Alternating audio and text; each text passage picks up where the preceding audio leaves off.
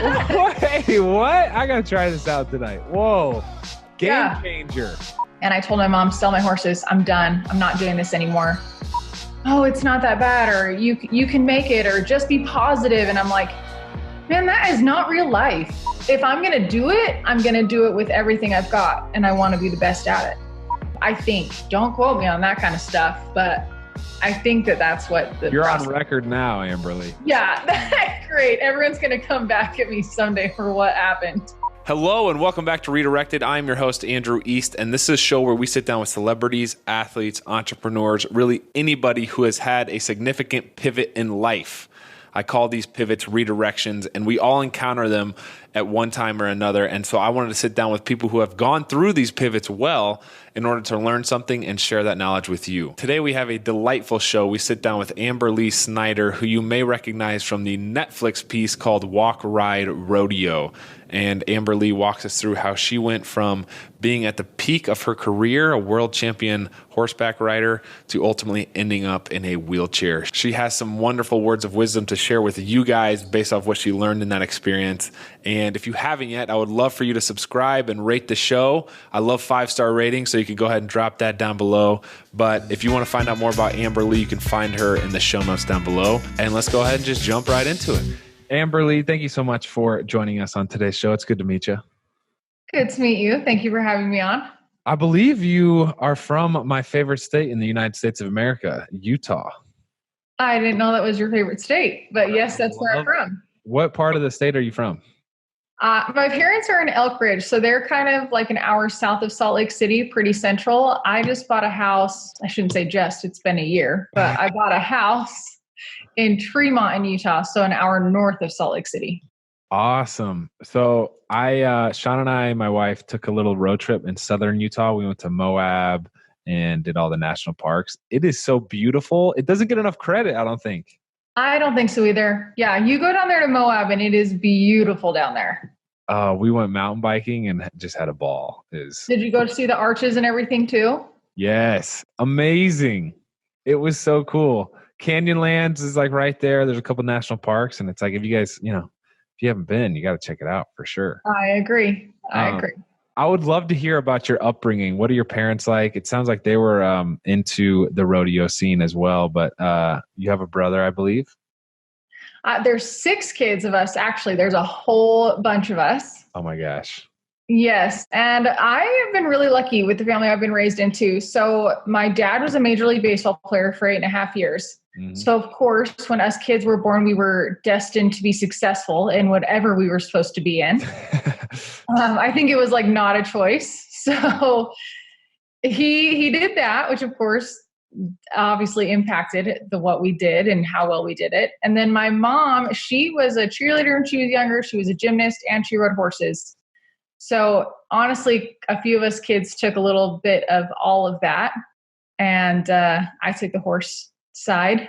But my mom is the reason that we're so tough, really. Like, she was the cheerleader in any moment for us when we had hard times, to remember, that we're important and we're capable of what we want to do, and to not give up regardless of what the challenge is, whether it's in a sport or out.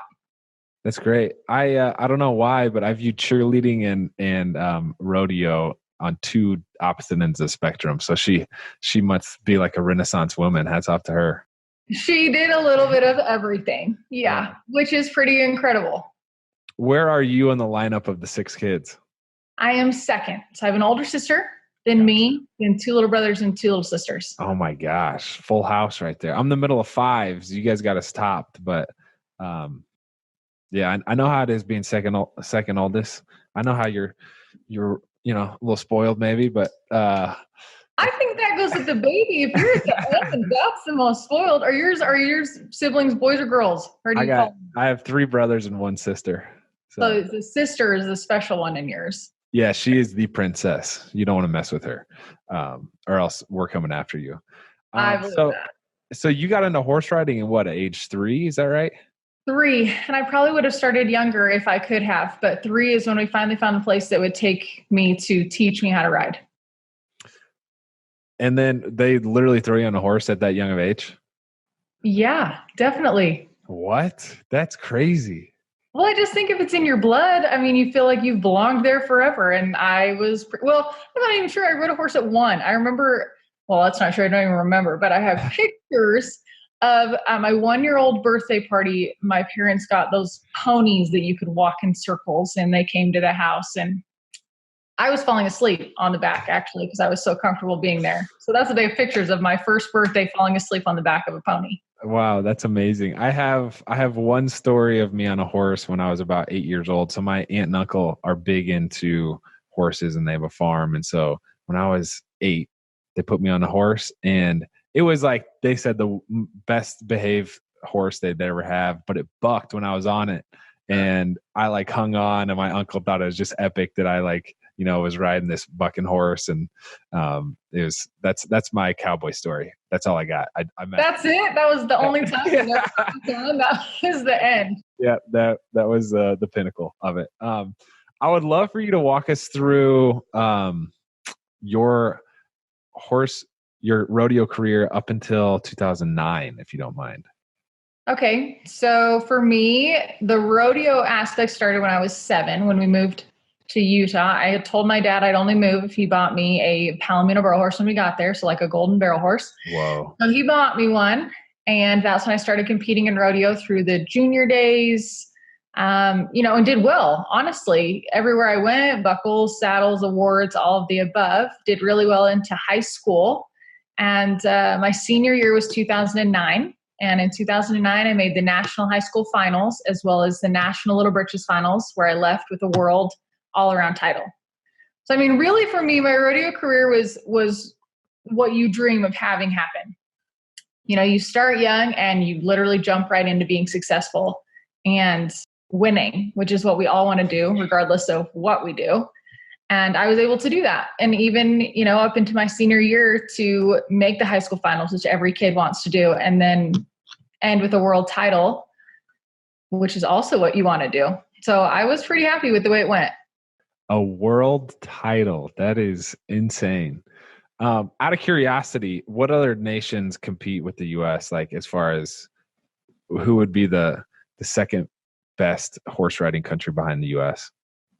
Man, I mean, you'll get a lot of Canadians will come down to both of those national rodeos, and then you get some from Australia. Whoa. They will come, and like on occasion you get Brazil, but those are gonna be rough stock riders. So I'm not gonna be competing against those. But there's quite a few really tough people from Canada that will actually come and rodeo with us. There we go. I did not know that. I learned something new today. Your main events were pole bending and breakaway riding. Is that right? And there is barrel racing. Well, so I did 4 events. I did barrel racing, pole bending, goat tying, and breakaway roping. Okay. But my best one was pole bending. Okay. But probably my favorite one was breakaway roping. And now I don't do either. I just barrel race. Describe pole bending to me and other listeners who don't know what that is. Okay, so there's 6 poles that are set up in the arena, and they're 21 feet apart. And you run down one side, weave through them, weave back through them, and then run home. So you're doing that in about 20 seconds is what was going to be a good time to be doing that.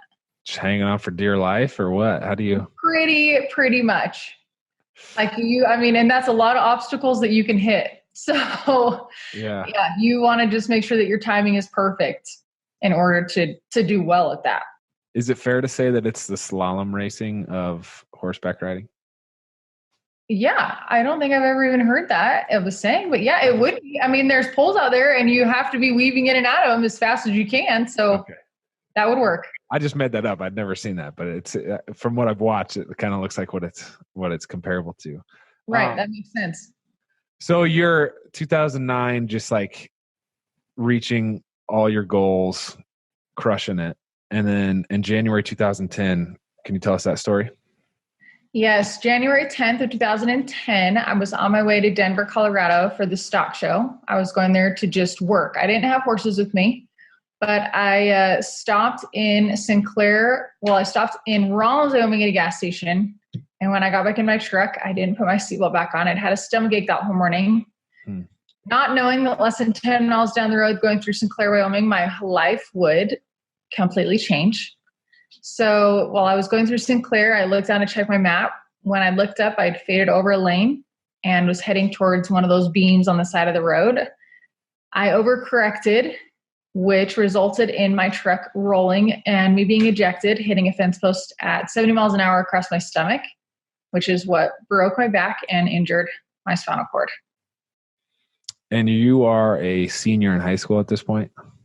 I had just graduated. So I graduated in 2009. So it was that next, I don't know what you say, winter, spring, however that works. Describe to me what the next 3 months were like.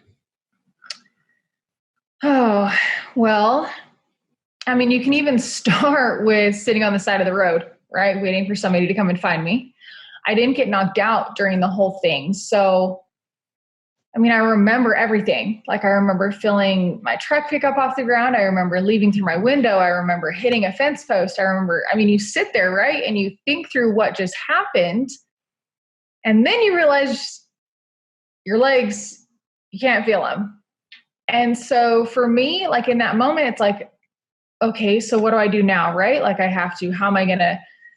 was a state FFA president in Utah at the time. So I'm thinking, how do I finish that? I know I still have jobs to do there. How am I going to ride my horses? I mean, you just kind of think through how you're going to do everything, but it feels surreal.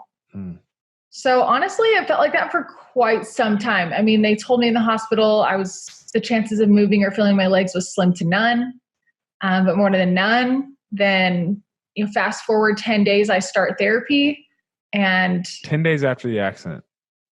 Yes. 10 days after was when I started physical therapy, which was tough. But they wanted to jump right in, and which was great. I mean, I'm glad that we did. It was hard.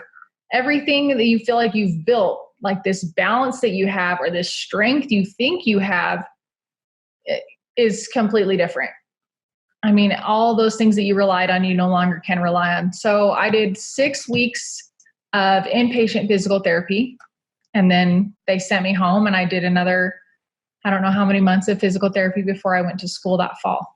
There's a lot of testing that went into that. I mean, a lot of days that seem fine, and then a lot of days that you cry a lot of days that you are really pissed off.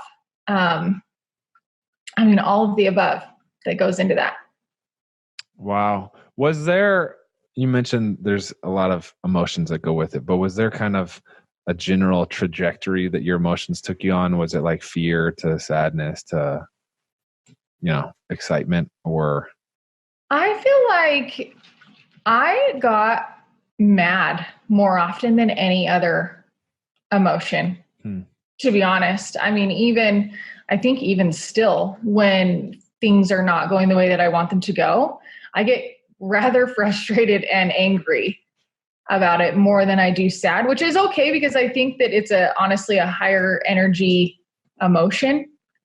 But I think, I don't know, let me think back through in the hospital, and at first, you go through all the stages of grief, right? You think it's not real, you kind of deny this is how it's going to go, and then I don't even know all the stages, but you get upset, and then you're frustrated, and you want to reason that this isn't going to stay like this. It has to change. It has to get better. And then you finally just go, okay, this is what it is for right now. So what can I do? Amazing mentality to have. And I don't think everybody would be able to reach that point. I mean, you mentioned you go back to school that fall, and then I believe it's a year and a half later that you're back competing again after this tragic accident. I want to get back, or I want to touch on what that was like when you ultimately competed, but I do want to ask, was there ever a point where you felt like you were teeter-tottering between you could so easily go down the poor me path, I'm done with this, and your life could in a lot of ways kind of end at that point, or take the route you did and say, you know what can we do? Let's do the best. Let's crush it. Was there ever a point where you felt like you had to walk that line? Yeah, absolutely. Multiple times. It's not even like it was just once and then it never happens again, but multiple times. I mean, it was that first summer after my accident, that was the first summer that I hadn't been on a horse every day since I was 5 years old. And here I am, I turned 19 in the hospital. So here I am at 19 and I don't even know what to do with every day. Like there was a stage there where I thought if I could sleep in the latest I possibly can in the day, it's less of the day for me to handle. So honestly, my mom would let my dog into my room and she would come and sit on my wheelchair until I would get out of bed. So, which she now won't sit on my wheelchair. I know she was there for a purpose at that point. So she would make me get out of bed just to do something. And then my brothers were both in high school playing baseball, and they would, every single game, I would be at every single game, whether it was home or away. And I think that's how I survived, which I did ride that first summer. The first time I rode was 4 months after. So that day was one of those days, right? So I got back on that horse for the first time and I realized it was never going to be the same. And I just thought, well, then this is it. Like, I don't even know who I am, because if I can't ride my horses, then what am I? That's one of those moments of and I'm not even going to say I didn't wallow for a minute. Of course I did. I was really upset. And then it's like, okay, but now what? So then we got the seatbelt put on the saddle and we tried that. And then I went through all of those up and downs through that summer. I did stop for 9 months. So that was in August when I did go to school. And I told my mom, sell my horses. I'm done. I'm not doing this anymore. I don't think I really meant that. But in my mind, I felt like I needed to say it. And I went 9 months without them. And then I got back on that next spring and have never looked back. And when you said you're done, was that out of frustration? Like, this just doesn't feel the same. I don't like Yes. It. Yes, definitely out of, I didn't know how I was going to be as competitive, right? If I'm going to do something, I don't want to be mediocre at it. And I thought, I'm never going to be able to be the best at this anymore. So if I can't be the best at it, then what am I doing it for? Has that mentality changed? No, I don't think so at all.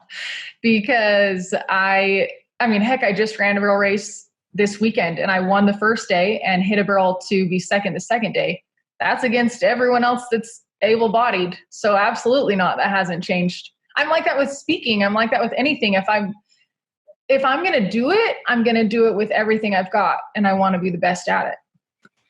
You reminded me, my grandpa always used to say, whatever you do, do it with such excellence that you'd be proud to sign your name to it. And it seems like you live by a similar philosophy, which is amazing.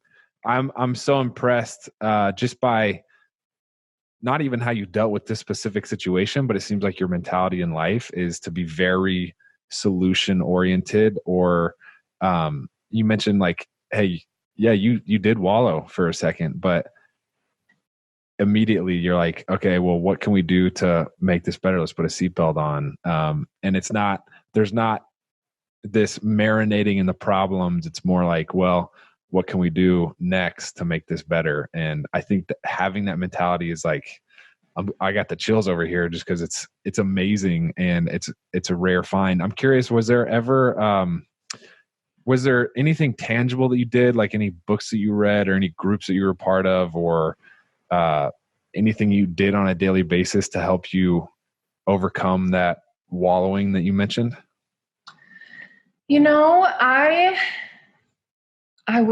you wouldn't believe how many people give you books. You're going to fix where you're at. And I'm like, honestly, just barely reading them. And we're 9 years later. But I was rather hard-headed and stubborn. I'm like, okay, my answers are not in that freaking book. So I'm not going to read that today. My mom did that a lot. For me, my family helped a lot in the sense that they allowed me to be frustrated. You know, they allowed me to get upset. They allowed me to be sad. They allowed me to say things to them that I shouldn't have said and I think because of that, it was like I could get it out and then move forward. I don't know. I'm really faith oriented as well. And I swear anytime I was like, okay, God, this is not fair and this is not okay, he would remind me in one sense or another, like, don't worry, like I got your back. I'm going to get that figured out for you. And honestly, that was what turned me around with my horses. I went on a deer hunt and this deer showed up because I prayed for it. And I was like, all right, you got my back. We're okay. Wow. That's amazing. I should show you. Can you see? And I should like show. You're the deer on your wall now. Is that what you're saying? So these are my deer on my wall. Holy beautiful. Those things are crazy. But the one that's on I don't know how to do it with camera wise. The one that's closest to the camera, he was my deer that I prayed for up there. No way. What a story. Yeah. Wow. So that was one of those days. It was when I had quit riding. And I was like, hey, God, like if you hear me and you love me and you listen to me about all this, send me this deer. And he showed up. Today's episode is brought to you by BetterHelp. If you've ever felt like there is something that interferes with your happiness or is preventing you from achieving your goals, BetterHelp has online counseling that is there for you. BetterHelp offers licensed professional counselors who are specialized in issues such as depression, stress, anxiety, relationships, grief, self-esteem, and more. You can connect with your professional counselor in a safe and private online environment. Anything you share is confidential, and it is so convenient. You can now get help at your own time and at your own pace. You can schedule secure video or phone sessions, plus chat and text with your therapist. If you are not happy with your counselor, you can request a new one at any time at no additional charge. Best of all, it's a truly affordable option. Redirected listeners get 10% off your first month with discount code REDIRECTED. So why not get started today? Go to betterhelp.com/redirected. Simply fill out a questionnaire to help them assess your needs and get matched with a counselor you'll love. That's betterhelp.com/redirected. Hey, listen, if you run your own business, you are used to doing it all. But if you're struggling to get through your to-do list, HoneyBook can help. HoneyBook is an online business management tool that organizes your client communications, bookings, contracts, and invoices all in one place. HoneyBook makes it simple to run your business better. Professional templates, e-signatures, and built-in automation keeps everything on track and makes you look good. They can even consolidate services you already use like QuickBooks, Google Suite, Excel, and MailChimp or Gmail. It is the #1 choice for client and business management for freelancers like Shawn and I and business owners. Save time and do more of what you love with HoneyBook. And right now, HoneyBook is offering our listeners 50% off when you visit honeybook.com/east. Payment is flexible, and this promotion applies whether you pay monthly or annually. Go to honeybook.com/east for 50% off your first year. That's honeybook.com/EAST.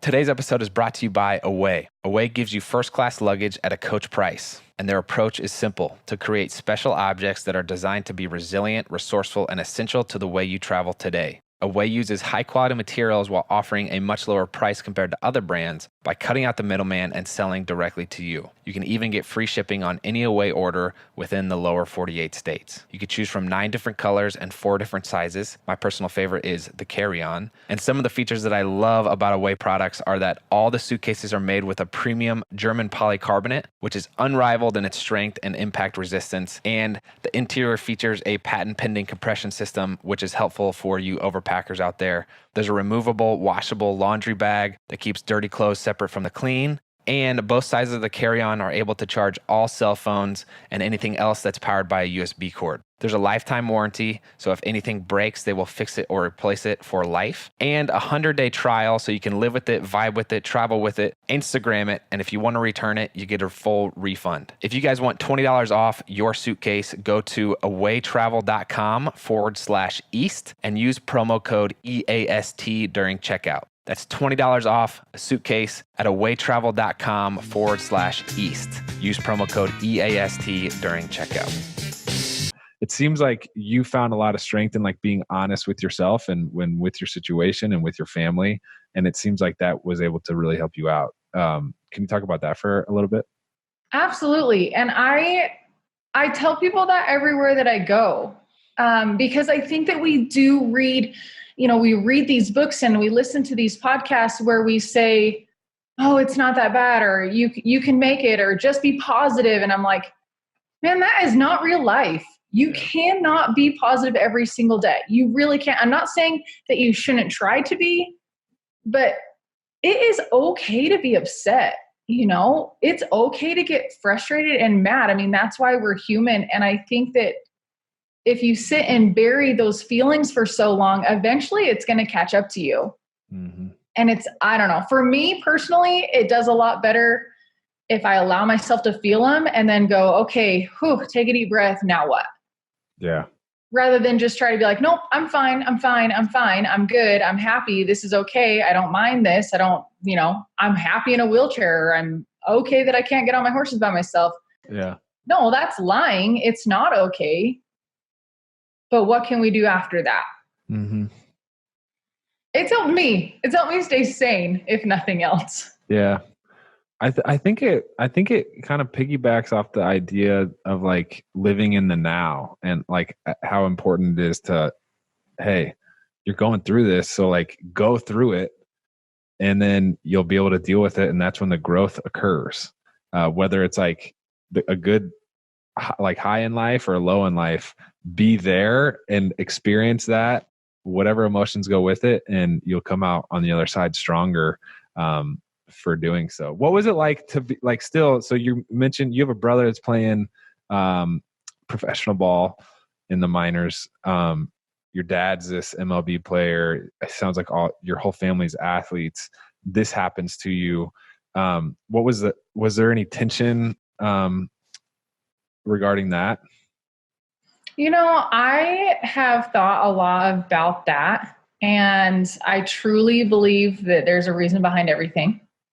And if I had to look at all of my siblings, I'm glad that I'm the one that did this, because wow. My older sister was a gymnast, and she's now a coach. And I just think, how could she have coached from a chair? That's just not going to work. And she loves the beach. So she can't do that from your chair. Not like you want to. I mean, you can, but not like you want to. Mm-hmm. My brothers, both are athletes. You can't play professional baseball from a chair. It's not going to work. My little sister, one of my little sisters, is a dancing fool. She loves that.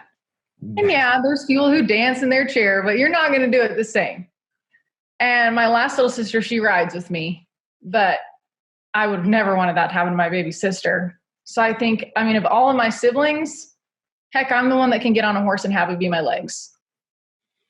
Never was there a part where I thought, man, this was unfair, or it should have happened to someone else, or, I wish it wasn't me, because if I had to pick between me or somebody else in my family, I'm glad I'm the one that got it. Talk to us about how you've been able to ride again, and what that's been like in your competition career. So it was, like we talked about, 18 months when I first got back on. And it was tough for a bit because I wanted it to be what it was before. And I had to recognize that it was going to be a process. So the first run that I made, I was a second off of what I was before, which is pretty good. You're not winning with that, but it's pretty good. And I just kept working on it. Like, okay, well, if I can't kick here, like, how do I get my horse to run faster here? If I can't make my horse do this, then what am I going to do in order to be successful? And it's been a process. I now have a horse that I run that is different than the one I ran in the very beginning. His name is Power. Everyone knows Power if they've seen the movie. He's my big black horse. He's the one I got back on after my accident. I run a horse named Legacy now. I call him Legs for short because that's what he became. And he's cool. I know on his good day, it doesn't matter who shows up, he can win.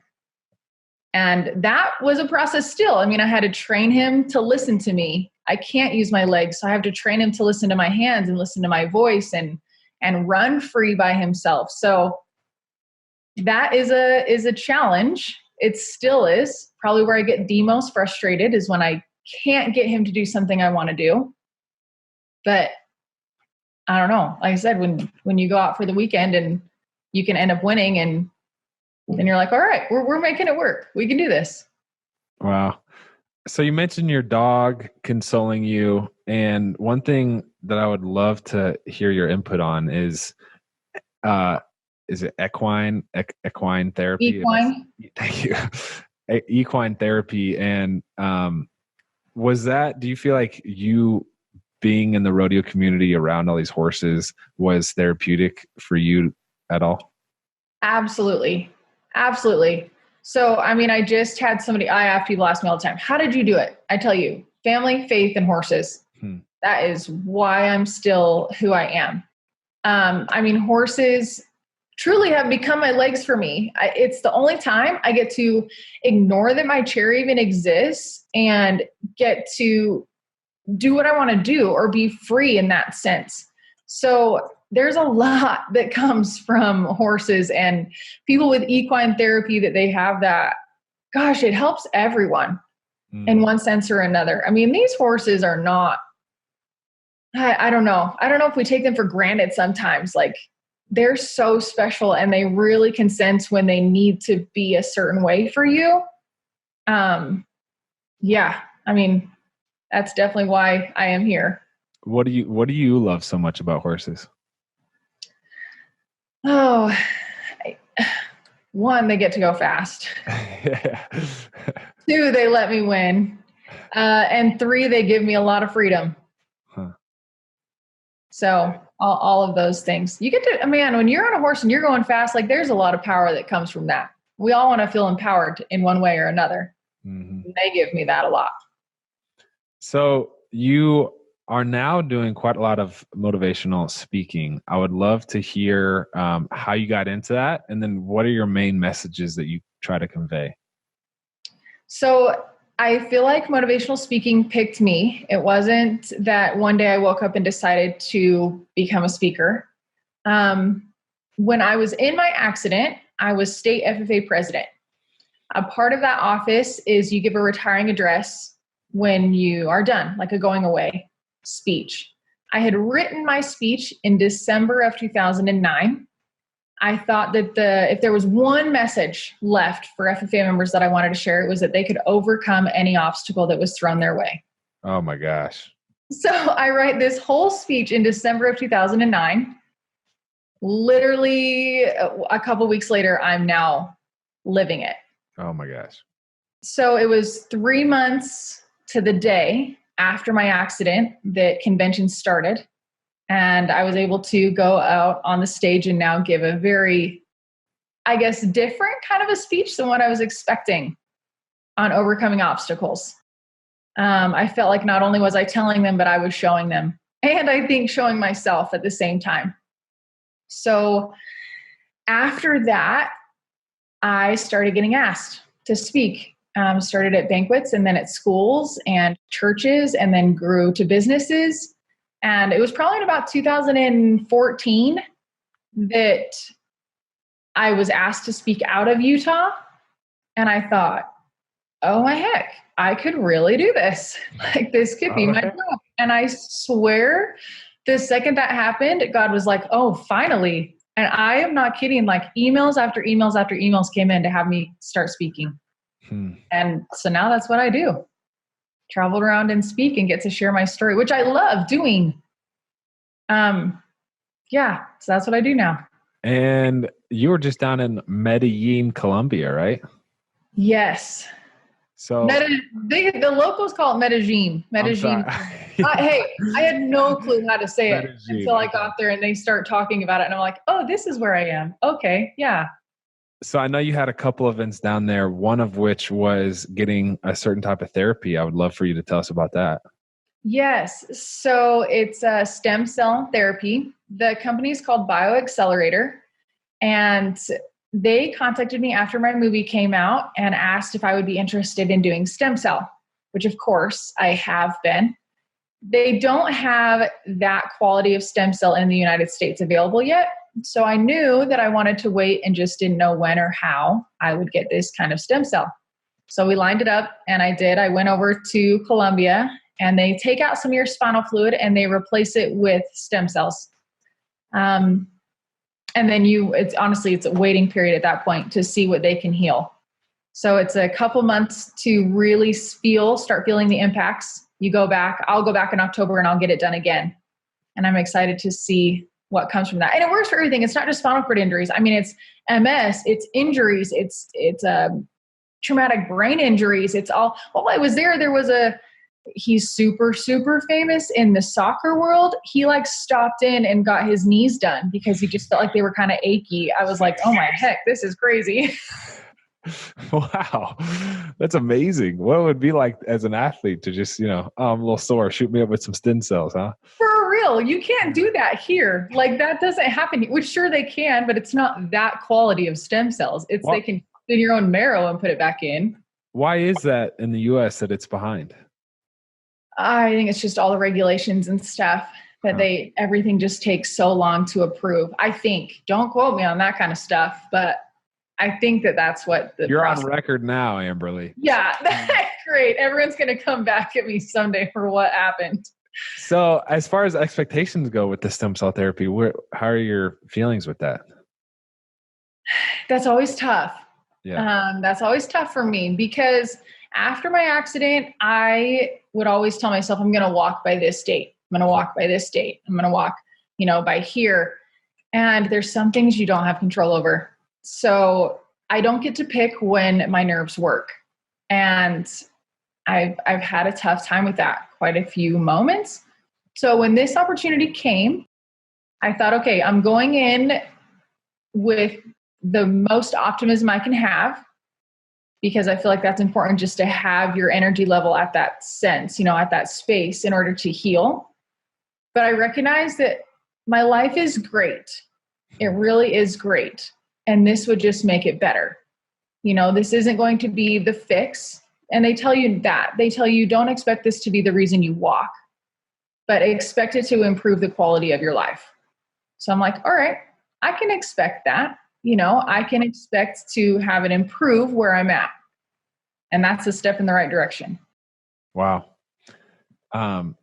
It does seem, stem cell in general seems so exciting. We had one of the guests on the show was one of my good friends, Tim Shaw, who was a professional football player for 7 years and then developed ALS at age like 30, which is way younger than usual. And he had to fly to Israel 5 times, I think, one to get the initial like draw that they would ultimately make the stem cells from.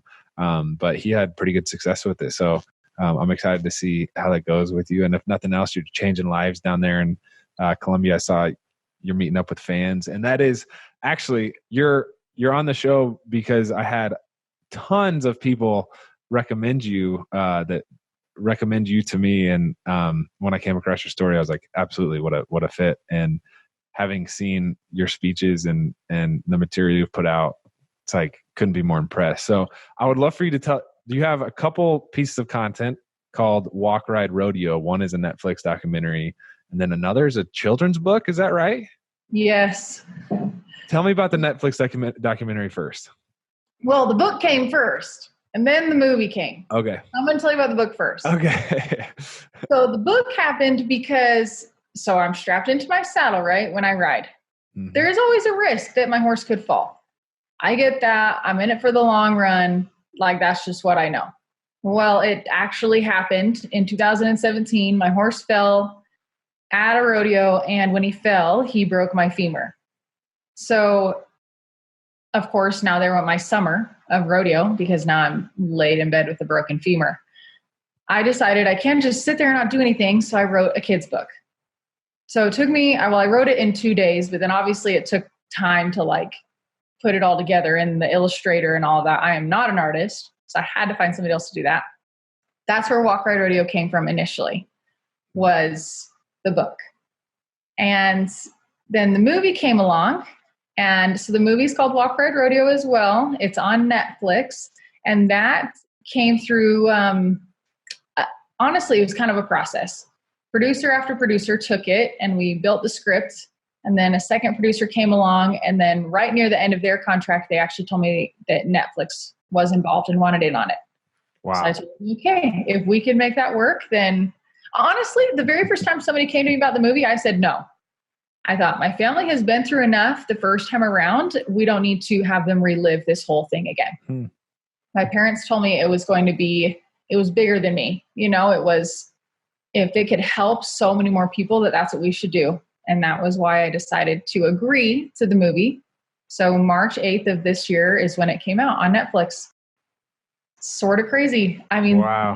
it still is. It's unreal to me when kids come up and ask me questions about my life. And I'm like, how do you know that? And I have to remember, oh, that's right. Because you guys have seen my whole life. That's amazing. That is so much fun. Okay, so you were sensitive to your family, not wanting to have them live through it, but now you're giving speeches worldwide. Is that fear gone now?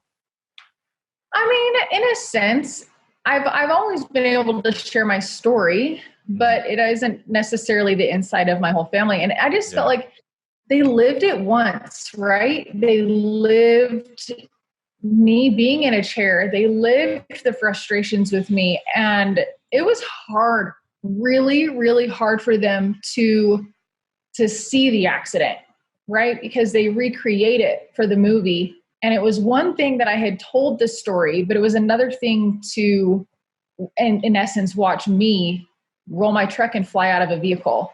I mean, that was really, really tough on them. I think it still is. I still don't know if they watched that scene without crying, but that was what I was worried about, is I didn't want to traumatize them all again with having to do that with me. Yeah. So this show is all about people who have experienced interesting pivots. You often talk about pivots and obstacles and how to make it through that. What is your advice for people who are confronted with obstacles? The first, I tell them to not compare to other people's. I think we spend a lot of our lives trying to compare and feeling like, well, if they can, why am I not doing what they're doing? First, don't compare. We all have our own challenges. 2, it's okay to be upset when you have them. But 3, most importantly, pick what you're going to do after that. And when you make those changes, dedicate to them and then celebrate along the way. I think it's so important to celebrate every tiny bit you have overcome. That's fantastic advice. What are you celebrating recently? Curious. Well, heck, I just won that race on Saturday, so I was able to celebrate. So I'm a cheesy celebrator. I celebrate with stovetop s'mores. So yeah. Wait, tell me about this. How do you make them? Oh, you just get a marshmallow on a fork and put it over the stove, and that's how you cook it. And so you got like a gas stove. Like if I got electric, it wouldn't work the same, huh? No, mine's electric. You literally just put the marshmallow on top? Well, you hold it like you would cook a s'more over the fire. And it cooks like that? Well, heck yeah, it does. Wait, what? I got to try this out tonight. Whoa. Game changer. Yes. So that's my dorky stuff. I try to earn a s'more every day. So I feel like if I can do something every day to earn a s'more, then that's a good day. Yeah. So I obviously earned that for the weekend. I was able to do that. But that is my life. So I honestly, that's what I was working. I'm always working on that, every rodeo to be successful. And then my speaking is about to be crazy. So gosh, I hope that with every speech I book, there's at least one person in the crowd that feels like they were meant to be there. So I always have that when I travel. Wow. You strike me as a 2 marshmallow per s'more kind of gal. I actually only one, really? But I usually cook one and eat it by itself and then cook one and put it with the ground. Okay. A little appetizer pre-s'more. Yeah, pretty much. You put chocolate on, please tell me you put chocolate on. I cook them I cook them with fudge stripes cookies. They're literally on my counter right here because I haven't had mine yet today. You put the marshmallow between the fudge stripes? The best s'more you'll ever have in your life. This is big news for me. It is. Hey. If you want to make it even crazier, you add a Reese's cup in between there. And I got to go one step at a time. And then maybe someday we'll get there. Yeah. Okay. So what are your goals now? So for me, speaking in all 50 states, I'm working on being able to do that. Rodeo-wise, making circuit finals and then eventually the national finals as well as the American. Walking is always a goal. I feel like that's kind of where, and I'm trying to write, I say the big kids book because I feel like we're all children at heart. So I wrote the little kids book and I'm really working on the big kids book and a charity. I'm working on getting a charity started. So I think that's probably it for right now. Well, what would your charity aid? So my charity would be for pieces of freedom, right? So I feel like that in a sense, this is where I got the idea. So like to be able to drive again was so freeing for me.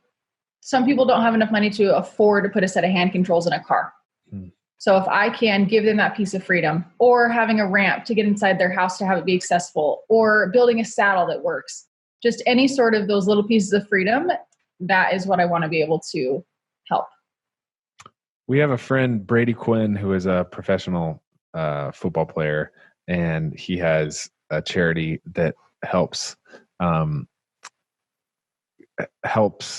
build handicap accessible homes, or wherever people most frequent. Like he'll do that to make it wheelchair friendly, and it's kind of cool he has going on. But I can't thank you enough for taking the time to sit down with me today. I really enjoyed getting to know you, and I'm excited for what's next. Seems like it's only good things, and I can't wait to follow. Well, thank you. Thank you for having me on. If you haven't yet, please make sure that you subscribe to the podcast and leave a review if you feel called to. It really helps the show out, and I love having a new audience. I love hearing what you guys think, and I love having you come back every single week.